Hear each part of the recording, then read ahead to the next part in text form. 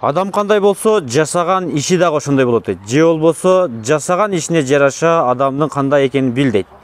Мына ушундай биз сиздерге Ош шаарында ар бир атуулга үлгү боло турган Жаныбек агабыздын сарайына келип жеттик. Жаныбек ага, ассаламу алейкум. Алейкум ассалам. Сарай тынчпы? Жакшы. Иштелгер болуп атабы? Жакшы. Биз негизи сизди угуп келдик. Бул жерде өтө кооз келтирип коюпсуз. Көргөндө көз суктанат. Айтыңызчы, сиз негизи койго качан кызыгып калдыңыз? Чарбачылыкка. Чарбачылыкка өзү эми кыргыз болгондон кийин бардыгыбыз эле чарба менен чоңойгонбуз да. Бул дорпердерди алганыма 3 ай болду алып келгениме. Анан өзү жашыбыздан эле чарба болчу бизде өзү. Чарба менен эле чоңойгонбуз. Негизи бул жерде биз көрсөтө турган көп нерсе бар экен. Негизги темабыз дорпер койлору боюнча болмокчу. Мен кошумчалай кетсем, билесиздер. Дорпер койлору бизде Орто Азияда кызыгуу өтө көп жаралып, андан кийин бизге эң жакшысы эт багытында же болбосо тез чоңойтуп, кыскасы үйдө кармаганга өтө жакшы порода экени далилденген. Мына ушул койлордон Жаныбек агабыз дагы алдырыптыр. Биз кабар алайлы деп келдик. Канча баш дорпер бар сизде? Азырынча 20 баш дорпер бар. Канчасы матсына поголовный, мындайча айтканда эне кой. Канчасы кочкор, канчасы козу? 3 кочкор бар, 3 кочкор. 4 козу бар, калганы маточный. Нолар кочкор окшойт, а? Кочкор, эки чоң кочкорлор, булар Беларусиядан келди. Кичинекей козу кочкор Бишкектен, ошо Пардавайдан алганбыз. Могу? Ооба. Пардавай аганын линиясынан, а? Доллардын балдары. Долларга окшош турат. Тайсындын балдарынан барбы? Бул жакта бар Тайсындын балдарынан. Кичинекей ба эле? Кичинекейлер, Бул жакта кандай? Кой туудубу? Бул кече 2 күн болду тууганына. Сүйүнүп атыпсыз да, Сүйүнүп атабыз. Биринчи биздин тарбада биринчи козулар. Булар ургачыбы, эркек тууду? Экөө эркек туулду. Экөө тең эркек. Мына. О кой пачинди ачып бериптир да. Ага, Кудай буйрса. Да, эми бизге бирөө козго берсе сонун болмок. Мына ушулар маточное поголовье да? Булар эне койлор. Булар да туй тургандар. Канча коюңуз качкан, канчасы тууган, канчасы жакын күндөрдө тууйт дегенде? Жакынкы күндөрдө 1-2-3 туйт дагы. Анан калганы февралда туйт. Барды качкан. Эми мындай суроо да, эми муну кармагандан бир себеби болсо керек. Эми максат кандай болуп жатат буларды кармаганда? Максат бул өзү кой дорпер деген бул жаңы порода биз үчүн. Биз үчүн жаңы порода. Эт багытындагы порода экен. 2 жылда 3 жолу туй деген, тууганда да 1-2ден 3төн да тууп калат экен. 3 айында, 3,5-4 айында 35 килограмм эт береді екен. Суточный привес козулардығы где-то 500 грамм, 450-500 грамм күніне қошады екен. Бұл салмақ қошымы көрдіңіздер бі? Мына қозғоды. Ноғы ене қойларды көріп алдыңыздар. Тұрышыны көрдіңіздер бі? Бұлардың өзгөчөлүгү жүнү өзү түшөт, Жүнү өзү түшөт. Жүнүн алыштын кереги жок. Булар ысыкты, суукту жакшы көтөрөт. Ысыкты дагы жакшы көтөрөт экен. Быйыл мына аябай ысык болду го. 40 градус болду. Жакшы аппетиттери жакшы экен. Эми дорпер коюн эң негизги өзгөчөлүгү эт багытында анан ошого эле жараша мындай көп туучулук жагы бар. Көп койлор көп туса, козулар слабый тууп калат. Булар мындай плотный тууйт экен, кандай экен? Плотный тууйт экен. Анан сүтү дагы олардын көп болот экен, сүтүчү. Сүтү тууган койду бир тургузалычы, Тургузсун. Бир тургузуп бериңизчи. Бул решетка. Негизи бул сиздин сарайыңызда көпкө үлгү экен. Аны дорперден кийин көрсөтөбүз. Мына эмчегин карасаңыз мына. Кана ары каратып коюңузчу. Ого. Сүтү аябай жакшы болот экен. Муну салса деле болгудай. Спокойный бекен саганга? Спокойно, Спокойный экен да булар. Жанагы сагай бересиздер. Сүтү да көп берет экен. Азыр эми сүтүн жогото албай кыйналып жатат окшойт. Анча-мынча сагып коет окшойбуз. Булар эми сизде качантан бери бул жерде сарайда? Мен алып келгениме 3 ай болоюн деп калды. Bunu Бишкекте Пардавай инибизден алганмын. Пардавай Европадан алып келген. Паспорттары бар, бардығын сертификаты бар. Ол 4 мамлекеттен алып келген Европадан. Ооба, 4 жерден топтоп келген. Бардығын сертификат, паспорты бар. Паспорттары менен алганбыз. 2 кошкорду ушу Беларусиядан алдырдык. Ноғуну мен Тайсонго окшоп турдум да. Тайсонду көп көргөн адам катары мен өзүм айта алам, көп көргөнмүн. Ооба. Мисалы башы кара, курсактары чоң, плотный экен, амыршы козу. Ооба. Мына. Кана бир айдап коюңчу шуну. О Тайсонго окшоттуңуздарбы? Тайсонго окшойт, ооба. Бул дагы ургач экен, а? Ургачы. Мына ошолор да Тайсондун балдарыбы? Ооба, Тайсондун, основном Тайсондун балдары бул жерде. Доллардын балдары башы ак болуп калат, а? Мына жерде бирөө бар, башы ак. Экөө экен. Экөө бар, анан бир кочкор бар, доллардык. Ногу Тайсондун балдары мени билишим боюнча куйругуну көп көтөрүп жүрөт экен. Мен жанакы сарайга барып жибергенде Тайсон куйругуну көтөрүп жүрчү эле. Мен окшоп турдум. Анан бу Дорпер койлорунун Пардавайга айткан отцовский линияга көп тартып кетет экен депчи. Ооба. Кочкорну жөнөкөй Романовский койлорго колдонсо дагы ата тарабын көп тартып кетет. Бул экспертизадан өткөн. Ооба.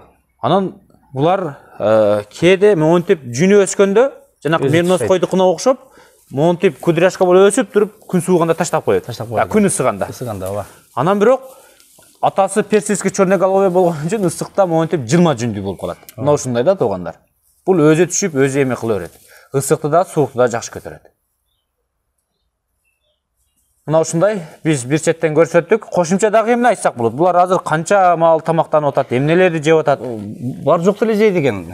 Биздин кыргыз койдой эле болот экен. Азыр беден берип атабыз, кургатылган беде, чөп аралаштырып, мака беребиз, жүгөрү. Арпа беребиз. Бу Пардавай аганын айтышы боюнча жөнөкөй кой 2000ден ашуун чөптүн түрүн жесе, бул 3000ден ашуун чөптүн түрүн жейт деп айткан. Аппетит өтө жакшы болот экен буларда. Разница болуп атат да азыр жөнөкөй кой менен. Болот, ооба. Мына ушундай. Ошон мынандай да караң, эчтеке калтырбайт. Мына ушунардамбы, э? Канча салсаң да ушундай жейт. Сиз сарайды келтирипсиз, сарайда. Аппетит мощный. Сиздер сарайдан үлгү алыңыздар. Азыр көрсөтөбүз. Дорперлерди көрсөткөндөн кийин. Мына кочкорлор. Булар эталонго туура келет экен, а? Буларда сертификаты менен келген. Паспорттары бар. Жаш кочкорлор. Ооба, 2 тиш. 2 тиш, 1 жаш. 1,5 жаш болуп калат почти. Ооба. Жаныбек ага, эми сарай боюнча сүйлөңүз. Узун туурасы канча, эмнеден курдуңуз? Туурасы 8,5 метр. Узундугу 23-24 метр узундугу. Мына немелери чыгып түшөт. Өйдө көтөрүлөт. Мына 2 положениясы бар. Чоңойгон сайын көтөрүп койсоң боло берет. Мындай болуп калат көтөргөндө. Могунтип көтөрүлүп калат экен. Көтөрүлүп калат. Профилден жасапсыз бул жакта. Булар ортодогу перегородкалар алынат, съемный. Бардыгы съемный. Суу, водопой автоматический. Немеге келет, ичинде поплавок бар. Бочканын ичинде. Мыналар толгондо поплавок өзү өчүрүп турат. Автоматический суу, постоянно свежий суу. Булардыкы мына давление менен эсептеп турат экен. Мына толгондо давленияга жеткенде сууду өчүрөт. Ичинде поплавогу бар. Унитаздыгында ошо өчүрөт өзү. Булар толгондочу. Алар бардыгы бир уровеньде турат. Уровеньге жеткенде суу өчөт. Демек, дубалдарыбыз сэндвич панелден болду. Сэндвич панель. Ооба. Бул утепленный болот, э? Анан снимающий, курганга оңой, чечкенге оңой. Анан бунун несі жакшы экен, бизде юкта көп эле ысык да.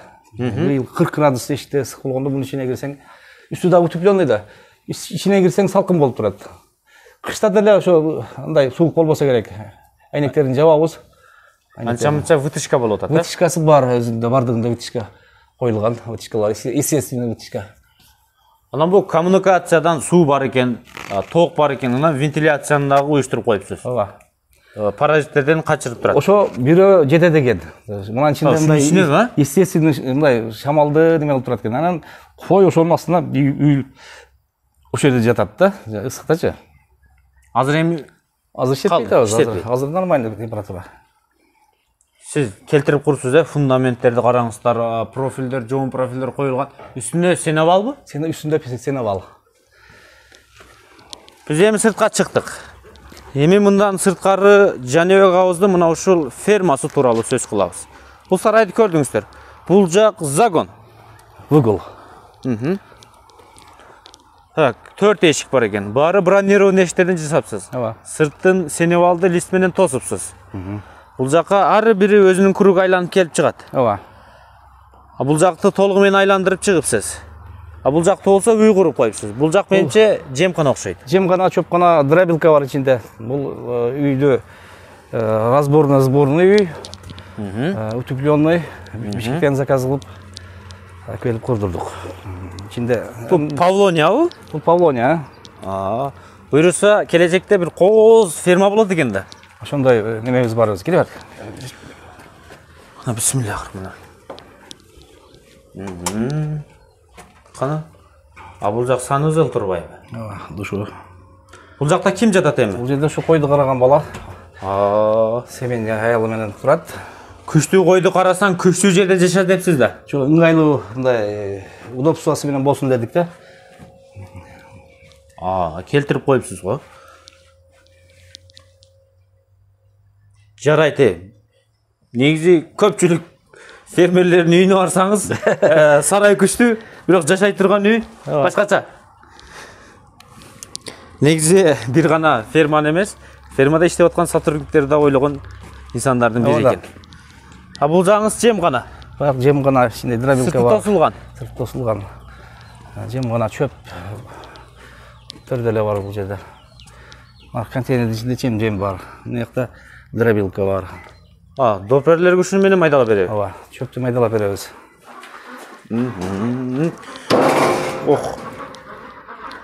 Ферма кылсаңыздар ушундай кылыңыздар, келгенде адамдын купулу толуп, көңүлү жайнап, бул ушундай адам экен да деп кетет.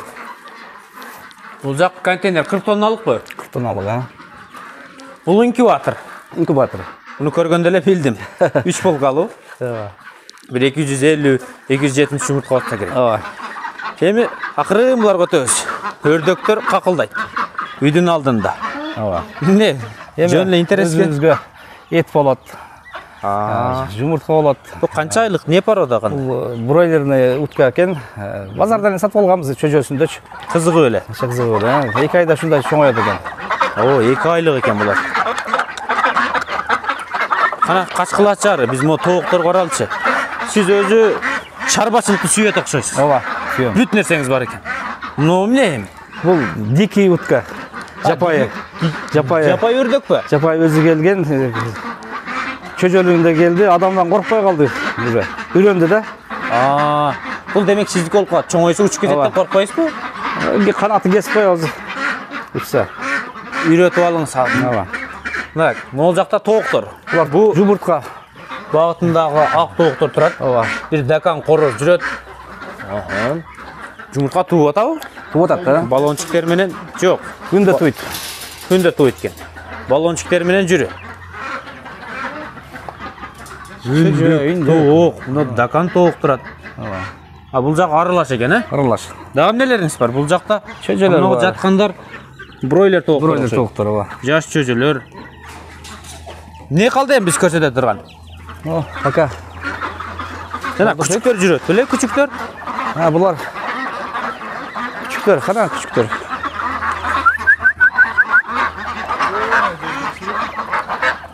Ошакта кетип калдык. Бул өрдөктөр. Мына жапайы шустра болот экен, баары? Ооба.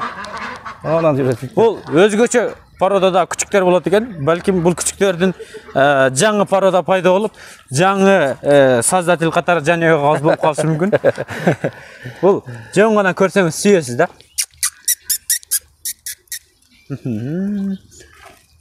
Буну эми өзүңүз айтыңыз, бул кандай порода болуп калат? Атасы Алабай, энеси итальянский бир эсмен чыгып калды. Бир порода болот экен ушундай. Көн аралашмасы да. Алабай менен ошо итальянский. Бул вообще башкача болот экен, башты караңыздар, курсактарды. Анан бул эми уйкучул бул кандай болуп атат эми бул жаш күчүктөр? Жакшы, бул азыр мына 1 айлык болду да. 1 айлыктарбы? 1 айлыктар, Реакциясы кандай адамга мындай? Кечинде уже үрүп атат дейт. Охранага жарайбы? Охранага жарайт окшойт. Бирок адам менен дружелюбный окшойт, Ооба. Спокойно, қараңыздар. Сүйкімді екен. Негізі бүтчө культурна чотко екен. Біз көрсөтпөгөн мынашулар қалды окшойт, дагы анча мынчасы қалды. Бұл жерде тайда тұр, бұл жер бар. Жеріңіз қанша сотық? Жер общий где-то 47-48 соток. 47-48. Эми бул суу маселесин кандай карагансыз? Негизи ар бир адам акыл жесе, любой эле жерде чечсе керек. Каналда эки жакта каналда суу бар. Питьевой суу бар бул жерде. Туруп өткөн шаардын суусу. Питьевой суу бар. Демек, бул сиздин Ош шаарындагы кайсы райондо болуп калат? ХБК. ХБК кичи районунда жайгашкан ферма. Аэропорттун жолу. Аэропорттун жолу. Ар бирибиз сүлгө алалы, мына ушундай кылсак, ушундай баарына жага турган сапаттуу кылалы. Мен көрсөтө турган дагы сиздер ойлогон Жаныбек агабыздын көгүчкөндөр. Мына жерде. Ушул калды. Так, бул кандай порода болду экен? Бул почтовый деп коет экен, мына биздин ушул жерде караган жигит жакшы көрөт экен ушу багам деп багып атат. Болду. Эч нерсе калбады. Биз баарын көрсөтүп бүттүк. Мунуга аюудун териси бар экен, бул жасалмабы же чынбы? Жасалма. Жасалмабы? Жок, чын. Чын. Бул эскиден, ушу бар эле. Мурдатан бар деңиз. Мурдатан бар эле. Жаныбек ага, эми иштерге ийгилик. Рахмат. Фермалар өсө берсин. Рахмат. Буюрса, көпчүлүк көрөрмандарга үлгү боло алдыңыз. Сизди көргөндө сөзсүз ушул ферманы эстейт. Бул ферманы эстегенде сизди дагы эстеп коет. Рахмат. Туугандар, комментарий калтырып класс басып коюңуздар. Жаныбек агабыздын үй бүлөсүнө иштерине ийгилик каалап коелу. Аманчылыкта көрүшкөнчө. Рахмат.